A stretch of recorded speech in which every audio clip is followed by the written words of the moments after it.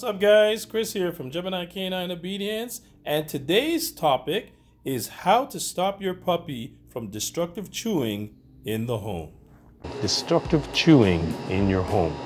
Puppies chew, this is what they do, but chewing can be very expensive. So what we try to do is deter that type of behavior, or prevent it at least. Proper home management is the key.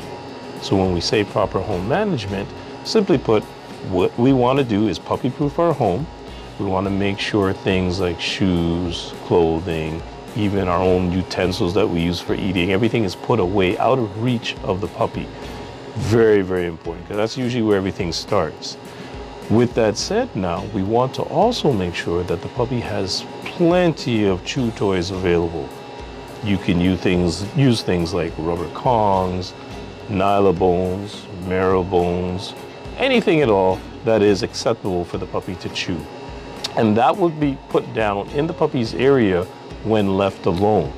So this way now, when you leave the home, because usually with, let's say, destructive chewing, you'll find that it stems from separation anxiety. It can also stem from boredom, lack of exercise, and sometimes dietary deficiencies. But we find the main one is usually separation anxiety. The puppy is a pack animal.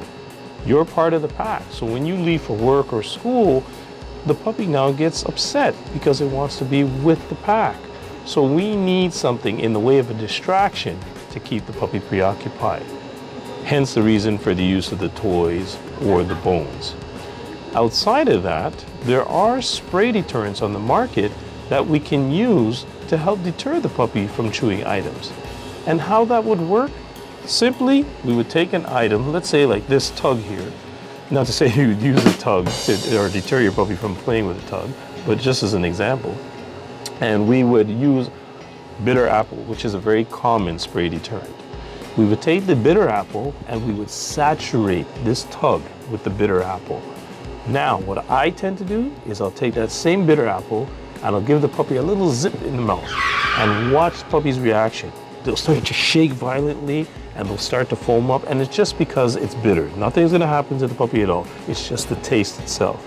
Now the item, we would throw it down in the place where the puppy would reside for that time. Now watch the puppy's reaction once it grabs the item. It'll probably pick it up, and as soon as it picks it up, spit it out right away and start to shaking, because it would be reminded of the taste that it had earlier in its mouth.